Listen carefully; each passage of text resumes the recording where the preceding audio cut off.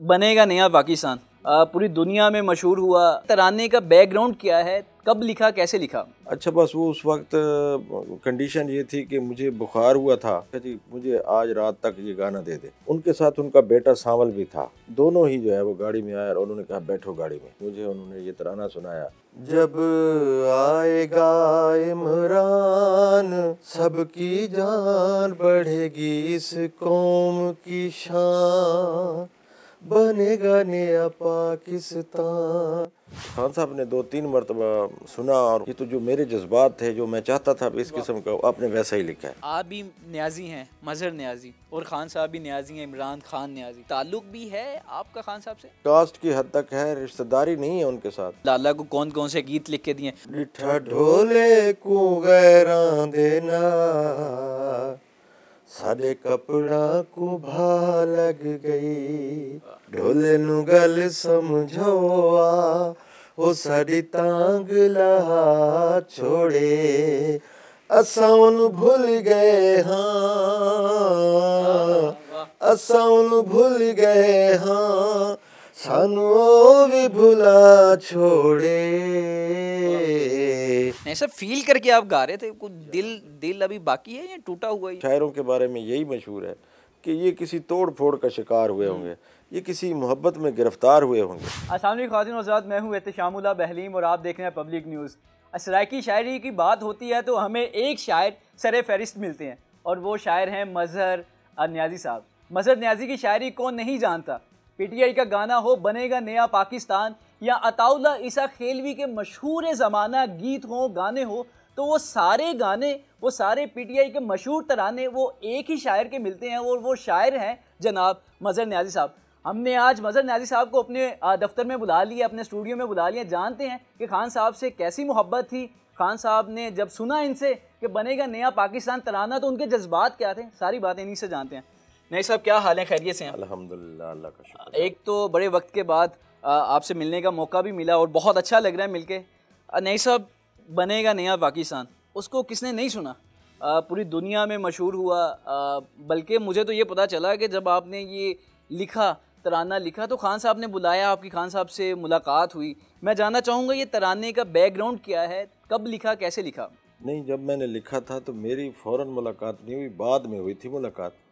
तो पहले तो ये मुझे अताउल्लाह ईसा खैलवी साहब ने कहा था कि मैं भी, मेरे दोस्त हैं इमरान खान साहब, तो मैं और तो कुछ नहीं कर सकता उनके लिए, लेकिन कम से कम एक अच्छा गाना जो है वो तराना तैयार करके उनको पेश कर सकता हूँ। अच्छा। तो फिर उन्होंने मुझे फ़ोन किया और कहा कि आप मियाँ वाली के हैं और फिर न्याजी भी हैं, तो आपको मोहब्बत भी करते हैं इमरान खान से, तो मेरे ख़्याल में आपके ज़िम्मे मैं लगा रहा हूँ, आप बेहतर लिखेंगे। वाह। अच्छा, बस वो उस वक्त कंडीशन ये थी कि मुझे बुखार हुआ था, तकरीबन 101 और 102 पे जब उनकी कॉल है, उन्होंने कहा जी मुझे आज रात तक ये गाना दे दे।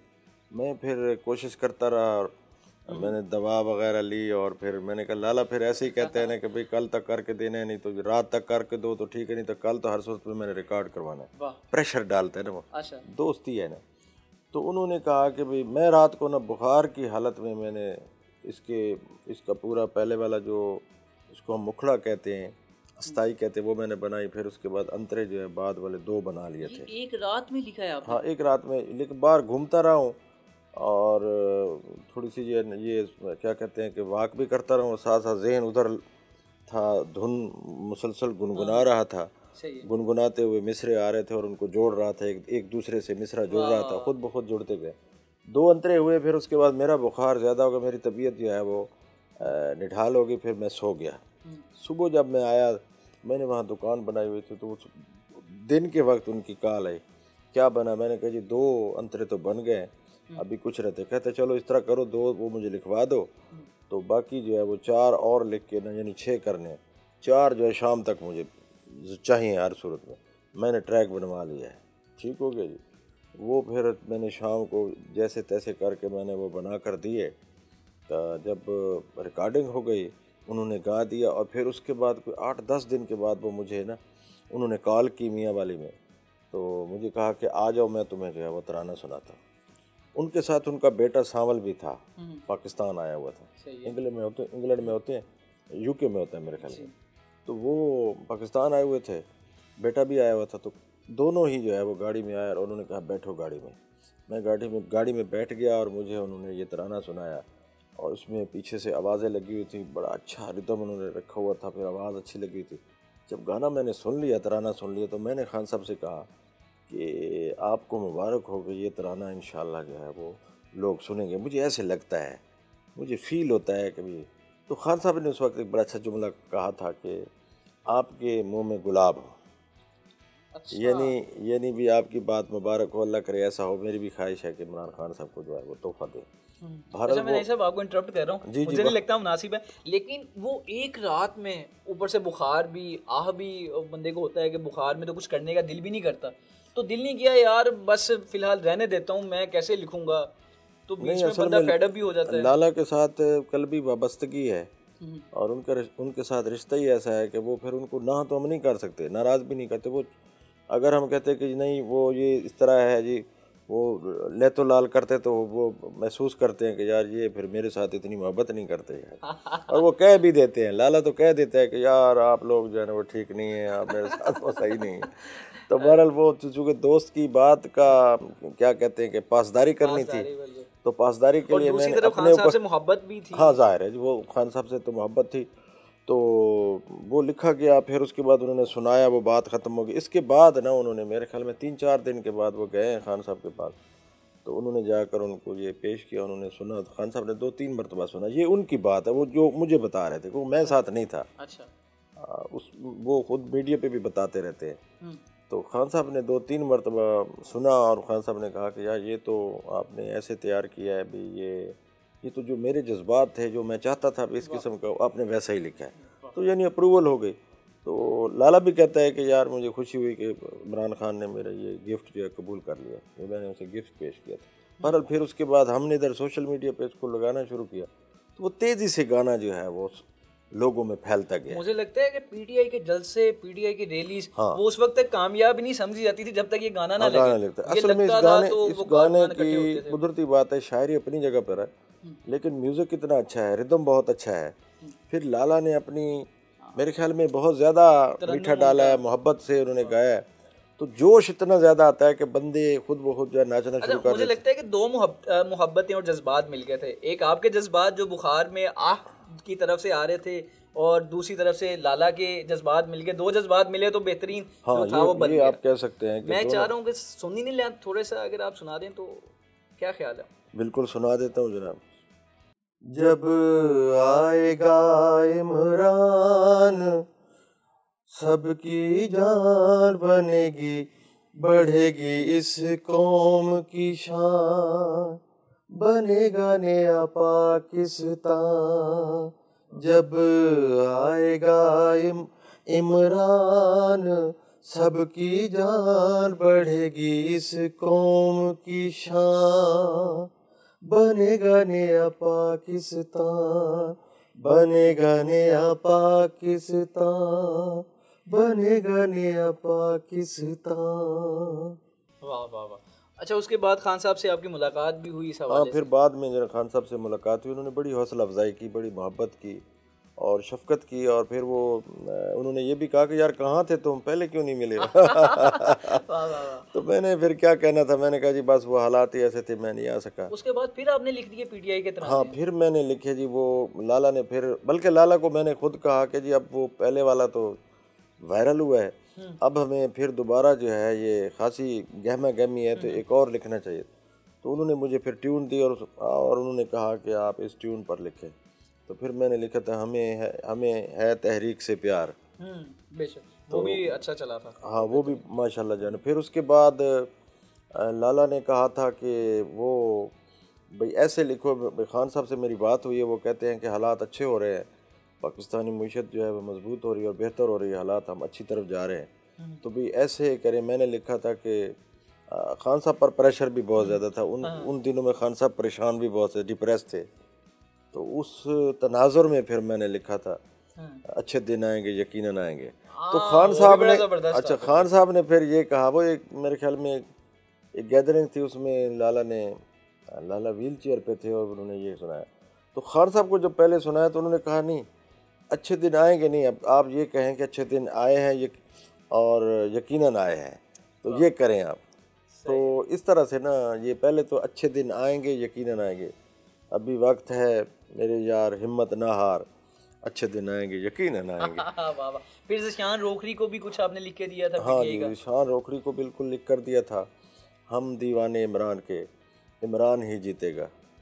वाह, मतलब कि आपकी बड़ी कंट्रीब्यूशन है पीटीआई में तरानों की वजह से। जी अल्हम्दुलिल्लाह। बड़ी वो आपने। अच्छा, एक तो ये है कि अपनी चूँकि इन्वॉल्वमेंट थी और अब जैसे आप कह रहे हैं कि मोहब्बत थी, उस नज़रिए से या उस शख्सियत से, और हम भी ये चाहते थे शुरू में कि ये दो ताकतें जो है, जो सियासी क़ुव्वतें मुसलसल बार बार आ रही हैं, एक तीसरी क़ुव्वत बेदार होनी चाहिए ताकि इसको क्रश किया जाए और ये दोनों क़ुव्वतें कमज़ोर हों और एक नई क़ुव्वत आए, क्योंकि हम देख चुके हैं कि दोनों क़ुव्वतों के बावजूद भी पाकिस्तान अपने कदमों पर खड़ा नहीं हो रहा। अच्छा, आप भी न्याजी हैं, मजहर न्याजी, और खान साहब भी न्याजी हैं, इमरान खान न्याजी जी, तो कोई ताल्लुक भी है आपका खान साहब से या फकत बस वो कास्ट की हद तक महदूद है? नहीं, कास्ट की हद तक है, रिश्तेदारी नहीं है उनके साथ। लाला ईसा खैलवी का ताल्लुक तो ईसा खैल से है, जो मियाँ वाली से 80 किलोमीटर दूर है। जी जी। तो उनके साथ तो कोई रिश्तेदारी नहीं है। वैसे नहीं, मैं शायरी और खान साहब से, वो भी न्याजी है ना? हाँ, वो भी न्याजी, वो तो खैर हमारे शहर के अंदर है, लेकिन उनकी जो जैसे बड़ी कास्ट में छोटी छोटी झैली शाखें भी होती हैं, तो वहाँ मियाँ वाली में भी हमारे न्याजियों में बहुत सारे कबीले हैं। जैसे वतखैल है, जिसका वतखैल कबीले से मेरा ताल्लुक है, तो वो शेरमान खैल उनका जो है मियाँ वाले में, शेरमान खैल, अच्छा, ये उनका कबीला है। और उनके रिश्तेदार भी वहाँ हैं, बल्कि उनके जो कज़न है वो भी वहाँ मियाँ वाली में रहते हैं। इनामुल्लाह न्याजी साहब, हफीजुल्लाह न्याजी साहब को तो आप जानते होंगे, जो हर वक्त जो हम पर हर वक्त तनकीद करते रहते हैं, लेकिन हमारी भाई हैं, हमारे भाई हैं मियाँ वाली के यहाँ, हमारी, हम तो सबकी इज्जत करते हैं। और अब तो इतनी बातें कर दी, और लाला का नाम ना है, लाला को कौन कौन से कलाम आपने लिख के दिए, गीत लिख के दिए, उसका जिक्र ना, मुझे लगता है ये ना इंटरव्यू मुकम्मल नहीं हो सकेगा। तो लाला को कौन कौन से गीत आपने? बहुत सारे गाने, ये तरानों के अलावा गाने लिख के दिए। विया मियाँ वाली रवा दिलदार, छोड़ लाहौर दे बंगले ढोला, चंगा है अपना शार, विया मियाँ वाली रवा दिलदार, ढोले नु गल समझाओ साडी तांग लहा छोड़े, असा उन्हें भूल गए, असा वो भी भुला छोड़े। वाह वाह वाह। उसके अलावा जो है मेरा ढोला जी अंगली दे नाल हो गया, ये गाना लिखा है। इसके अलावा जी डिठा ढोले को गैरां दे नाल साडे कपड़ों को भा लग गए। और भी बहुत सारे गाने हैं जो मेरे ज़हन में। इसको भी हम तरन्नुम में कोई आप हमें सुनाएंगे? हाँ, मैं सुना देता हूँ, ये बल्कि 2-3 में इकट्ठे जो सुना देता हूँ। डिठा ढोले को गैरां दे नाल साडे कपड़ा को भा लग गई, ओनू आया न साडा ख्याल, ओनू आया न साडा ख्याल, साडे कपड़ा को भा लग गई, डिठा ढोले को गैरां दे नाल साडे कपड़ा को भा लग गई। अज पहली बारी मजहर बुए उते गया सानू टोरस रुरा के, अज पहली बारी मजहर बुए उते गया सानू टोरस रुआ के, एक बूहा निस खोला दूजा गल्ला भी करे दरे गैरां नाल बाके, गैरां नाल बाके, दिल दुखिया ते थिया बुरा, साडे कपड़ा को भा लग गई, हो साडे कपड़ा को भा लग गई, ढोले नु गल समझोआ, हो साडी तांग लहा छोड़े, असां उन्हूं भुल गए हाँ, असां उन्हूं भुल गए हाँ, सानू ओ भी भुला छोड़े, ढोले नु गल समझोआ, साडी तांग लहा छोड़े, असां भी उस दे घर न वेसूं, ओ भी साडे घर न आवे, असां तां वखरी ईद मनेसूं, ओ के बैनल ईद मनावे, ओ के बैनल ईद मनावे, असां भी हुण नहीं रोवना, हंजुओं भी सुका छोड़े असन भूल गए हाँ, असन भूल गए हाँ, सानू भी भुला छोड़े ढोले नु गल समझो साड़ी तांग ला छोड़े। वाह वाह वाह, बहुत अच्छा। नैसा नैसा फील करके आप गा रहे थे। कुछ दिल अभी बाकी है या टूटा हुआ है? नहीं, उम्र तो काफी हो चुकी है लेकिन लेकिन मर्द का जवान है। दिल जवान है, दिल बूढ़ा नहीं होता है। कहते हैं जो शायर होता है वो उसके कलम में ताकत तब आती है जब वो कलम जो है वो दिल टूटने के बाद चलता है।